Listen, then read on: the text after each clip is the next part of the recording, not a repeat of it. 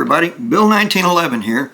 Hey, today I'm going to show you some things on a 1911 that I built a long time ago, and that is this one. I built this for competition a long time ago.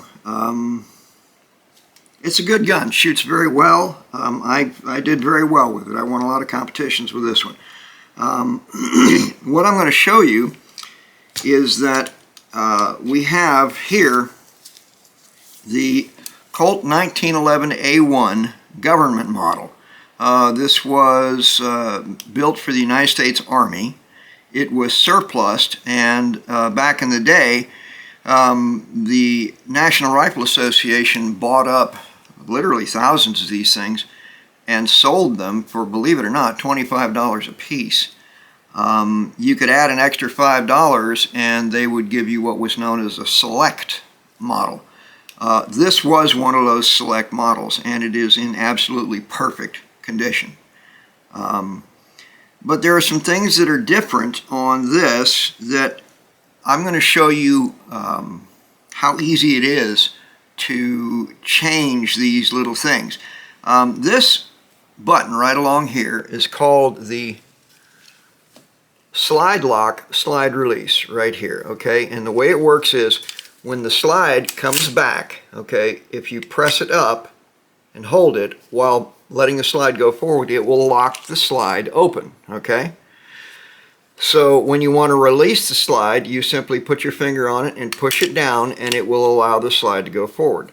But if you'll notice, this is very short. It's very close to the body of the gun, okay? And with your thumb, it's kind of difficult to really get purchase on it.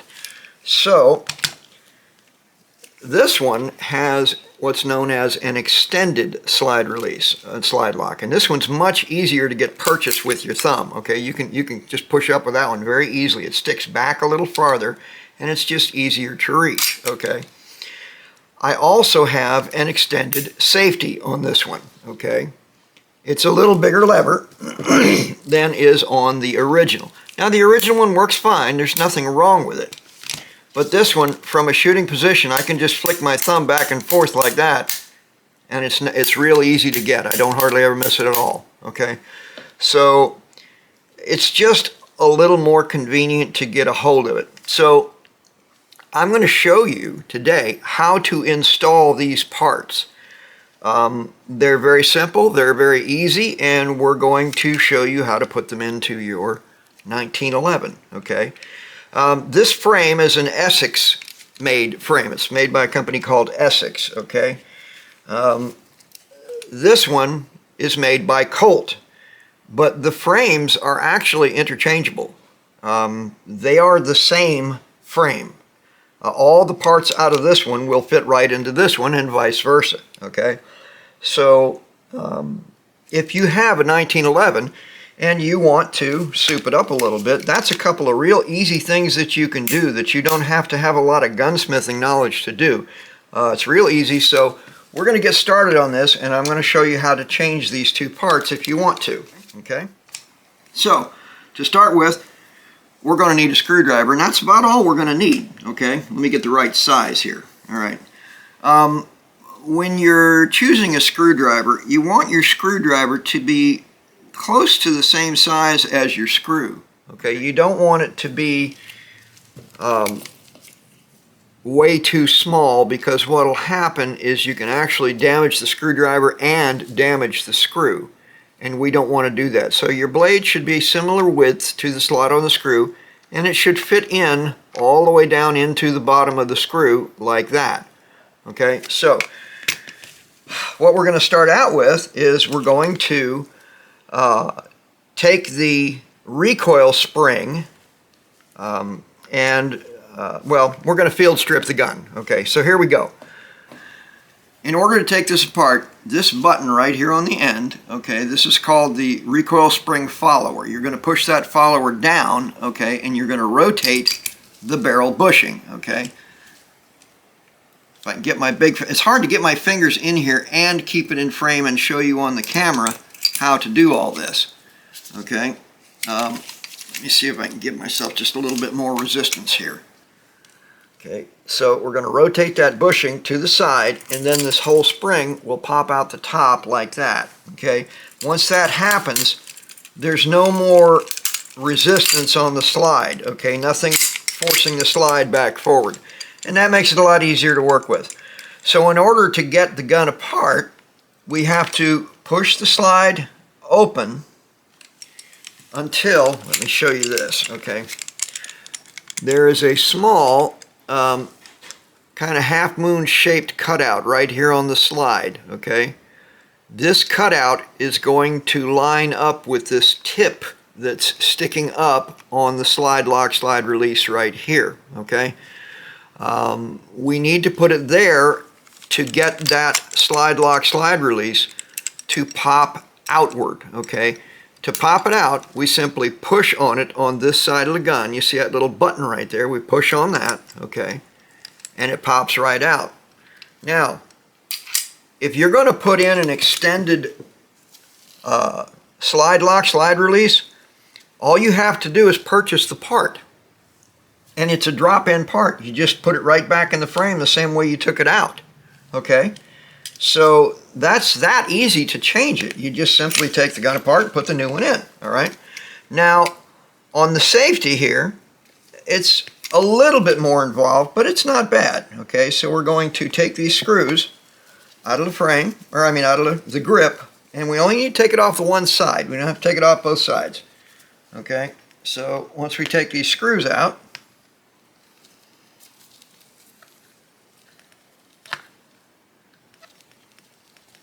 okay.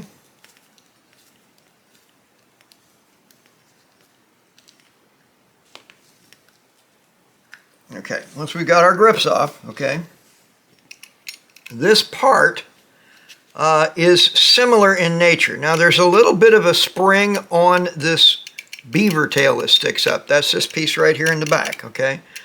Now, there's not a lot of tension on it, so you can pretty much move the safety into the right position, and you can press on it and it will slide out just like that. Now the only thing you got to watch out for is what just happened to me, and that is that this spring piece can pop out of this little tube that's on the side of the gun.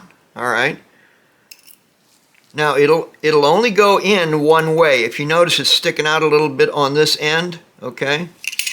So if it pops out, don't worry. If you try to put it in the wrong way, it just won't go in all the way, okay? And you'll be able to tell, okay, I got that in backwards. So you simply pull it out, turn it around, and stick it in the right way.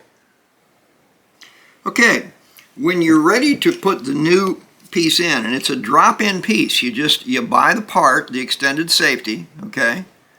And you literally take the old one out, put the new one in. It's a very simple process. Okay.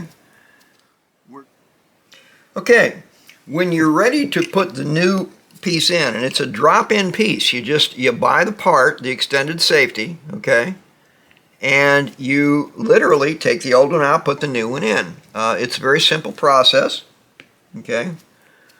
We're going to make, as we said before, we're going to make sure our spring is back in place. All right. Now I just put it in backwards just there, and it just won't go in all the way. So you put it in frontwards, and you'll see it'll drop all the way through to that point, okay? And that gives you a way to deal with that. So the only thing we're going to have to do is line up the hole on this beaver tail, because this pin on here is what holds the beaver tail in place. Okay? We're going to stick it through, okay? Rotate the safety into position to where we can get it where we want it. Now, the only thing that's going to be any trouble for you getting this in is that the center of this safety has to be in a certain position before it'll drop in. And in order to get it to go in, that piston that we talked about earlier, that little spring deal down there, you're going to have to push that up into its place and then push the pin back down just like that. And you've just installed the extended safety. Okay, it's that simple. It's nothing hard about it. Then you put your grip back on, okay, put your screws back in, and reassemble your gun. So this is a piece of gunsmithing that's just very, very simple to do, and it can make your 1911 a little bit more comfortable to actuate your controls. Now there is one other part that I have on this thing that is also a drop-in part that I did want to show you, and that is something called a trigger shoe. And what it does is it fits over the top of your trigger, and with two little Allen screws it tightens down into place, and it just gives you a nice wide, very comfortable trigger to put your finger on. Okay, it's a really nice addition that you can put on your gun with very, very little trouble. Now if you have one of these old military guns, you're not going to be able to put that shoe on there because there's not enough room to actuate the trigger once you get the shoe on. It just won't go, okay? Now, there is one other thing I wanted to show you that I've probably shown you before, and that is that this beaver tail that sticks back here, it actually has two purposes, okay? One, it keeps the web of your hand from getting in between the back of the gun and the hammer when it comes back, okay? It keeps your hand down so that when the slide comes back, it's way above your hand and it doesn't cut your hand, okay? That's one purpose. But it does have another purpose. This is actually a safety. It's called a grip safety, okay? All of these 1911s have them. This one has one, and so does this military version, okay? So I can pull the trigger like this and nothing's going to happen. Now once I depress that grip safety, if I pull the trigger, it'll drop the hammer, okay? So that is a really nice device, okay? Now this also has one other safety on it that I wanted to show you, and that is called a half-cock safety. What is a half-cock safety? If you pull the hammer back one click, you'll hear it click. That little tiny click, okay? That hammer now, you can't push it forward, so you can't bang it into the firing pin and set it off that way, okay? Also, you can put that down and pull on that trigger and it still won't drop the hammer. Okay, you can have the grip safety engaged and pull the trigger and it still isn't going to drop the hammer the rest of the way. That hammer is locked in that position. Now you can cock it the rest of the way. Well, now it'll work like normal. But on that first position, okay, click right there. That's the half-cock safety. That is another safety that you can engage on this gun. Now, if you're in half-cock position, the regular safety does not function. It will not go into place. The only time when your mechanical safety will work is when you have the hammer all the way back. Now it will engage. And now, even if you've got the grip safety in, pull the trigger, nothing happens, okay? I don't like to rely solely on a mechanical safety because all mechanical devices can fail and sometimes do. So, please keep that in mind. Use your safety, absolutely. It's not something you shouldn't use. You absolutely should. But don't rely on it. Just because your safety is engaged, it doesn't mean it's okay to point the gun at somebody. All right, so let's finish putting our 1911 back together. Now, as you've seen, these parts are easy to change. They're not a big problem to change. All right, so let's get our gun back in the right position here. Oh, get in there. I'm going to drop that into battery. Okay. And we're going to slide the frame up into place. Cock the hammer so it slides easier.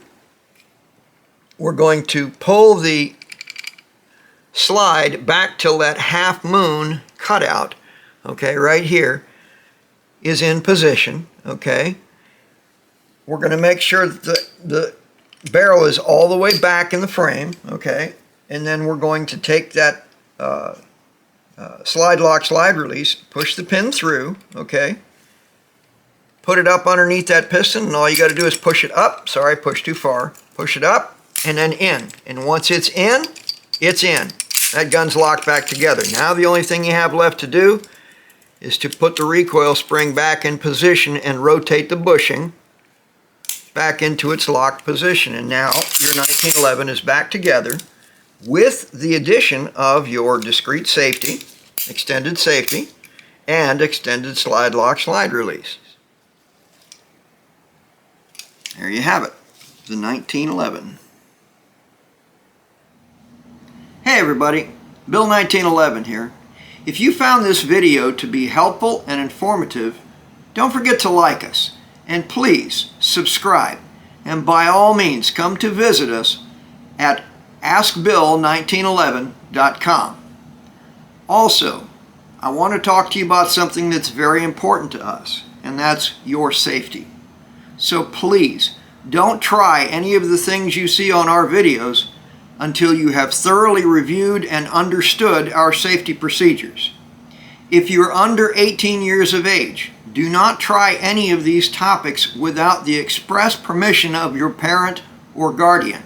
Thank you.